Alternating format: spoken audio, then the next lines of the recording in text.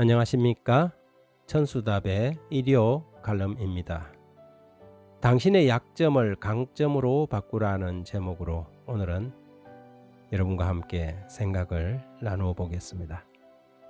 고린도후서 12장 10절에 그러므로 내가 그리스도를 위하여 약한 것들과 능욕과 궁핍과 박해와 곤고를 기뻐하노니 이는 내가 약한 그때의 강함이라.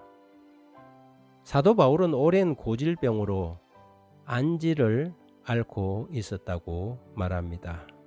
그는 자신의 육체의 가시 같은 고질병 때문에 여러 번 하나님께 기도했지만 그 기도는 응답되지 않았습니다.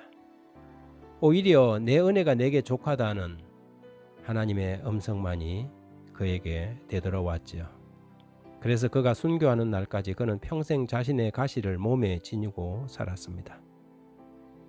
온유함이 뛰어나다던 모세도 때론 치밀어 오르는 분노를 주체할 수 없어서 마음의 통제를 놓치곤 했으며, 다윗은 여러 부인을 두고도 부하 장수의 아내를 빼앗은 수치가 만천하에 공개되고 말았습니다.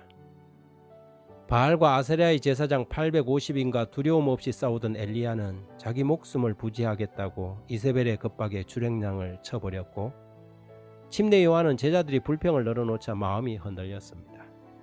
베드로는 회심 이후에도 여전히 생각 없이 나대다가 후배인 바울에게 꾸지람을 들었고, 사랑의 사도 요한도 자신의 허물이 있음을 매번 인정하였지요.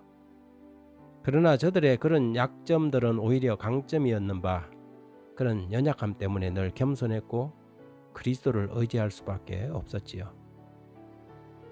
어떤 숲속에 뿔이 아주 멋진 사슴 한 마리가 살고 있었습니다. 하루는 연못에 물을 마시다가 자신의 멋진 뿔을 보고 흐뭇한 마음이 들었습니다. 그런데 이내 마른 나뭇가지 같은 자신의 두 다리를 보고는 실망하고 말았지요. 뿔은 이렇게 멋진데 다리가 이게 뭐야? 사슴은 자신의 다리를 부끄러워하기 시작했습니다. 그때 사자 한 마리가 사슴을 잡기 위해 슬금슬금 다가오고 있었지요. 사슴은 재빠르게 그 날렵한 다리로 도망치기 시작했습니다. 그런데 웬걸 숲속으로 피하다가 그만 그 우아한 뿔이 숲풀에 걸려 움직이지 못하게 되었고, 마침내 뒤따라오던 사자에게 잡혀 죽게 된 것입니다. 사슴은 죽어가면서 내가 부끄러워하던 다리 때문에 위기를 모면했는데 오히려 자랑스러워하던 뿔 때문에 잡혀 죽는구나 라고 말했다고 합니다. 누구나 다른 사람들이 모르는 자신의 약점을 가지고 있지요. 구약의 부조들과 신약의 사도들도 자신의 약점을 가지고 있는 연약한 존재들이었습니다. 어떤 사람은 성격이 문제였고 어떤 사람은 건강의 문제이기도 했고, 그러나 저들은 하나같이 자신들의 약점을 오히려 강점으로 여긴 사람들이었고 그 약점 때문에 오히려 강해진 사람들입니다. 인간의 약점은 주님이 역사하는 능력의 지점이 됩니다. 하나님은 강점이 많은 사람을 쓰는 것이 아니라 오히려 약점 많은 사람을 쓰십니다. 약점이 많은 인생이기에 온전히 주님께 기댈 수밖에 없지 않습니까? 하나님의 능력은 그런 약한 데서 오히려 온전하여진다고 말씀하지 않았던가요? 따라서 자신의 약점을 강점으로 여기고 하나님께 감사할 수 있는 마음이 우리에게 있어야 하겠습니다. 약점 때문에 불평하고 실망하고 낙담할 것이 아니라 거기에서 은혜의 단물을 길러내는 믿음이 우리의 믿음이 되어야 합니다.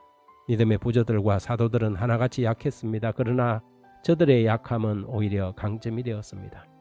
자신들이 약한 것을 알았기에 강하신 분 하나님을 자신들의 유일한 방패로 삼았습니다. 강함과 잘남과 뛰어남을 자랑하지 않고 오히려 약함과 못남과 부족함을 자랑하는 사람들이 바로 그리스도인들이지요. 십자가는 아무것도 할 수 없는 가장 연약한 나무 막대기에 불과하지만 온 세상을 구원하는 능력이 되었습니다. 십자가 정신, 그것이 바로 약점을 강점으로 만드는 신비한 비결이 아니겠습니까? 감사합니다.